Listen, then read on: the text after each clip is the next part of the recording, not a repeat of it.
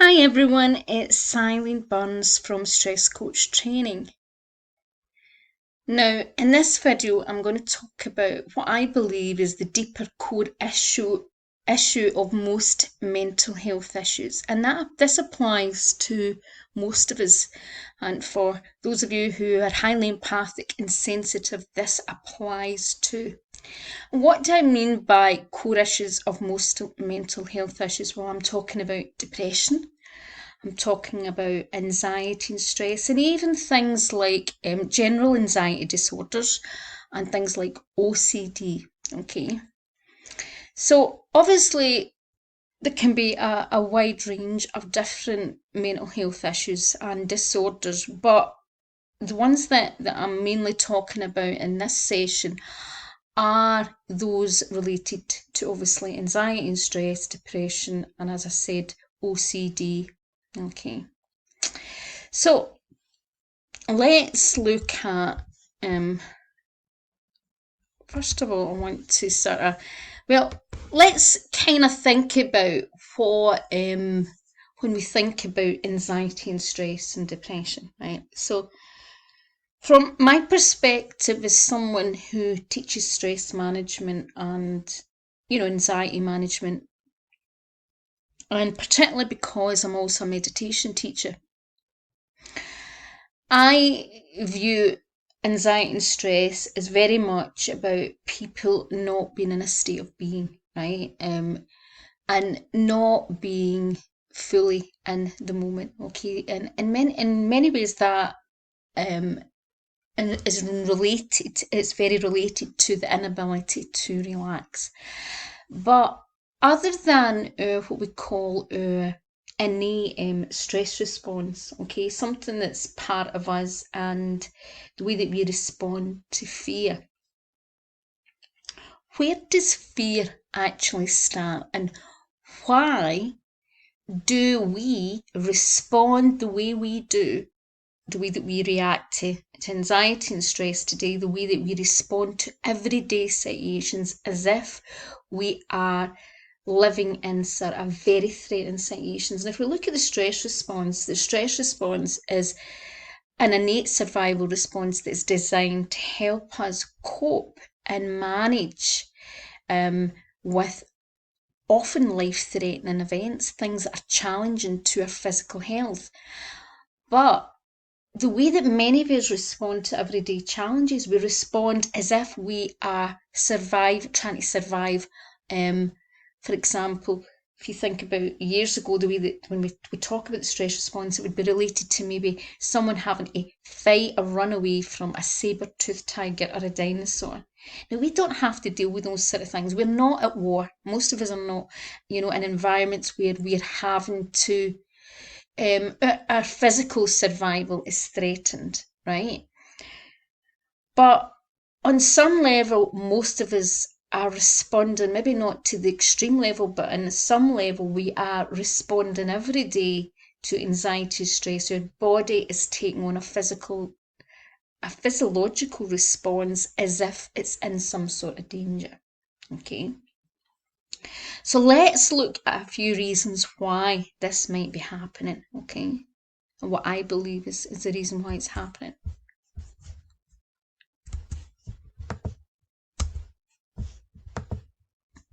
Okay, so I believe that at our core, right, feelings of a lack of self-love and lack of actual trust, right, has developed in a lot of us that we actually are very fear-based about many things in our life, right? So what I want you to think about self-love, right, and trust.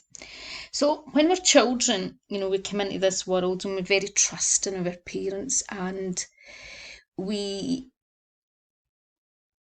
are love in many ways. We come in as this innocent bundle of joy, but we tend to it starts to get distorted between, the ages of have been born and then up to 6 years of age. There's a lot of imprinting and things can happen between those ages where we start to be maybe criticised by and conditioned, and that we only can receive love or appreciation unless we do this, this, and this, okay? And that is when we start developing self-esteem issues. We start to recognise that we have to people please to gain respect and love, or to get certain needs met. Okay, and this is when we start we start having problems in relation to self-love, and we stop trusting that our needs are going to be met. Fear starts to come in. Okay, we start to develop a lot of distortions that we are not enough. So when you think you're not enough, you feel you're not enough. And when you feel that you're not enough, you, in many ways, you don't trust yourself. You don't trust your ability to, how could you say, feel whole and be enough. So that you have to keep trying. You have to either try and be someone else, okay, or you have to try harder what you think, that you think you're being. So often what happens is we either start to shape ourselves as something else, which is most of us do, or we have this element we think that we are because we're taught this is what we are. So if we're told we're something, so if you're told you're very weak, you're too sensitive, you're this, you're that, your role is this, we start to believe it. And with that comes all sorts of distortion. And we are not taught how to love ourselves. We're not given this sort of, as babies, most people receive this unconditional love, but then as we become toddlers and different things, we have other experiences that kind of start making us look at the world as if there is something wrong with us, and that if we do not fit into everyone else's idea of how we should act, how we should be, how we should do things, we start to create these distortions, okay? And this is when we start to have fear, because we don't feel as if we're part of the family, we're not doing right, we're not belonging, we are not part of everything because we're different, or that we've done something wrong. So this is where, when we start to feel that not enough, we're not enough, being who we are, and all sorts of distorted beliefs come in. And this is why I love doing a lot of inner child work, because it's unbelievable in many ways. We can be really surprised of what comes up, and some of the things that I've kind of get trapped in our unconscious. But one of the things, even though I love doing inner child work and helping people with this area, I also recognise that you can go down very much a rabbit hole with this type of work. And even though there is certain, challenging people's beliefs, addressing things that may keep appearing is obviously something that you want to address. But even beyond that is the ability, when we cannot, how could you say, calm the mind. That's when all these things really take play. The more that you start to slow the mind down, or just have more space within your thoughts, and you have more space from other people's beliefs and conditioning and ideas of what they think you should do, you must be, and all that, you give yourself a lot more space to be you. So a byproduct of meditation and the ability to relax actually naturally helps people start to be more of themselves. Okay, and that's why one of the things that, I run my training school and teach people relaxation therapy, but I also highlight, how certain types of meditation, certain types of relaxation should always be implemented in a certain way, because some people at different stages, someone that's suffering trauma, okay, they're not just, have a certain amount of distorted thoughts. They're not just in a place of lacking self-love. They've got to a situation where they feel so threatened. They are so fearful, okay? And often their thoughts are so racing, or they're actually trying to suppress frightening emotions that keep coming up, that keep being triggered. And certain types of relaxation and certain types of meditation, there is certain approaches that are best, are most effective and less and most safe, for someone like that. And it makes it easier for them. If we approach, someone that's got, for example, chronic anxiety disorders or post-traumatic stress, in a certain way, and we approach it from the wrong angle, we can make it harder for the client, and we can actually sometimes do more harm, right?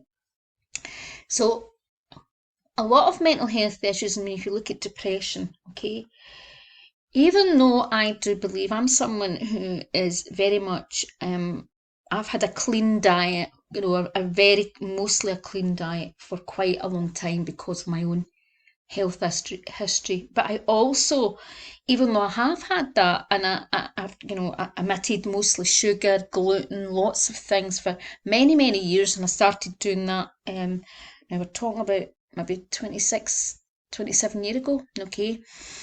And yeah, there is a few times I've kind of fell off the wagon a wee bit, right? But most of the time it is quite a clean diet I have.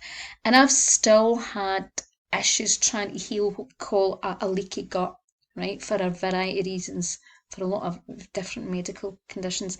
And I'm someone that understands that nutrition can play a big part in people's mental health and well-being. And there can be a lot of other factors and like trauma and the way that the body keeps responding. But what I do also know is that our lack of enough, our inadequacy keeps us in unhealthy patterns of behaviour. I'm someone that's very highly empathic and highly sensitive and is classed as what you would call a very, very strong caregiver archetype, the person that tends to serve and tends to do for others. And they do it, and that's part of their conditioning, okay? And it's part of my, I suppose, traits and my gifts in the world, but it's also part of my conditioning that I tend to serve others. And my biggest lesson is to serve and to take care of me. But those tendencies, other than health challenges that I had as a baby and lots of kind of strange things that happened to me, including mercury poisoning and different things, and even having bites, which now and years later appeared to be tick bites. I had this how could you say, drive. I was very highly motivated, but I also, part of that motivation was not being enough, having to work harder, having to do, and a lot of that came from conditioning, right? And that also belief that I'm supposed to serve others. That's what you do, okay? That you're supposed to do this, okay? And again, that comes from lack of self-love. Also, lack of trust that you'll be provided, lack of trust that what you're doing is enough, okay? When we don't feel enough, we behave in a variety of ways that can be self-sabotaging. And when we do that, we increase our risk of more anxiety and stress. We put a lot of pressure on ourselves. We do not value our own truth. We do not own our own intuition. We may have a lot of inner guidance, and we tend not to maybe trust that, or we give our power away to other people, again because of this lack. On some level there's a lack, right? And one of the most important ways to address that lack is to start slowing down. I can't highlight that enough. And it's start to recognise and be aware and be a witness to your thoughts. And just being a witness to your thoughts often starts to slow down your reaction to things. And yes, we all do have patterns, and there's patterns that I've had and I've got help, because it's easy for us to do. We can do a lot of work in ourselves, but often other people can be more objective, okay?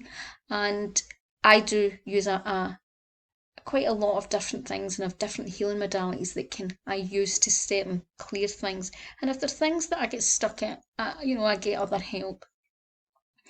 But when we have a sense of lack, when we do not trust that, for example, that God or our life is a good place, okay, it is a place where you can feel safe, then you really struggle because you are coming from a place of fear and anxiety.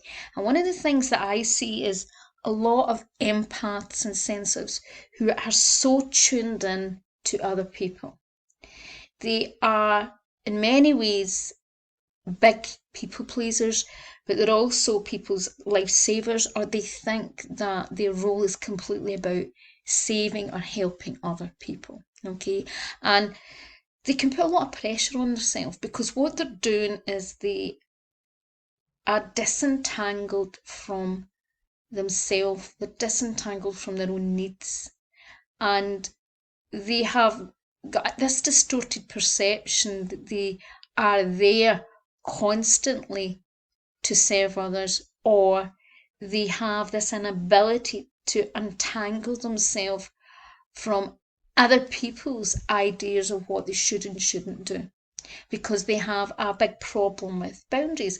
Empaths particularly, it's more a problem, because empaths are so engulfed and immersed in often in other people's emotions, that they struggle to have healthy boundaries. And if they've had any sort of childhood where there has either been a neglect, abuse, or conditioning where they're supposed to constantly serve others, or constantly look after everyone else, they struggle to identify and remove themselves and see themselves in some ways as having needs of their own, okay? So I believe the biggest cause and the core issue, other than obviously our natural inability to be the state of being, when we are in a space of lack, when we feel we're not enough, when we do not trust, this all creates lack of self-love. When we don't feel enough and we believe that we have to be more, we keep trying, we put ourselves in situations, we put ourselves in jobs, roles, relationships that are not healthy for us. We do not always make the wisest decisions, even though we can be highly intuitive. So if you suffer from chronic anxiety, chronic stress, depression, or other mental health issues, I want you to think about where in your life what areas of your life do you lack trust? Do you lack that this is the world? I know that for many years, my belief was that the earth and the world was not a safe place to be. Okay, this was not a nice place to be. And I was shocked when I actually realised that that was a belief that was even within me. It was so deep down, okay? But once I realised that, I understood why maybe I created and attracted a lot of things I did. I also started to see where I realised that I thought that I had to do things much more, had to work harder than everyone else, had to do things, there was lots of beliefs, and we often don't, and beliefs do have a power over us. But when we start to slow down, as I said, and we start to be in the moment, all of these things start to get less because you're not in a space of fear. There's no room for fear, anxiety, stress, and even depression. When you can access peace and stillness, when you can start to access more peace, more stillness, and more calm. And if you at the moment are struggling with this, I do have a free 5-day of calm course, very simple course with quite a few simple techniques. And it's just some supportive strategies that can help you through times of, for example, chronic anxiety and stress, times of struggle. So when we are trying to build a resilience to make us more healthy against mental health issues, it's so important that we slow down and that we recognise on some level, even if we're struggling still on the unconscious, that we can still recognise that our behaviour patterns and certain things that we do are actually because we don't feel good enough. And when we understand that, we start seeing our behaviour patterns in a different way, and we can become more compassionate, more understanding, and then we can start giving ourselves more self-love. We can start being easy on ourselves, because we're all, on some level, we all know we're all spiritual. We've all got more. We're more than just human. But when we can see that the human part of us is the heart part of us in many ways, and is the wounded part, and we can see that and start showing ourselves some self-compassion and kindness, well, that can often really start to reduce our mental health issues, because we can start putting less pressure on ourselves and see what distorted beliefs have actually led us to that anxiety and stress, has started to lead us going down a more sort of, maybe chronic spiral with depression or other issues. If you look at things like OCD, there's often this desire to control, and again, it's because the person feels as if they're not enough. Okay, there's distorted beliefs there. There's a fear. They're trying to control something. They're trying to hang on to. Okay, so remember, meditation and the ability to relax makes us more resilient, and it supports our ability to start addressing underlying issues. When we cannot relax, when we cannot be in the moment, we're not even aware of what is going on in our unconscious thoughts or our conscious thoughts. We're so busy, we're so distracted, we're so busy thinking that we're of value just because we're doing this sort of job, or we have to have this sort of money, we have to do this, we have to do that, we have to attain this.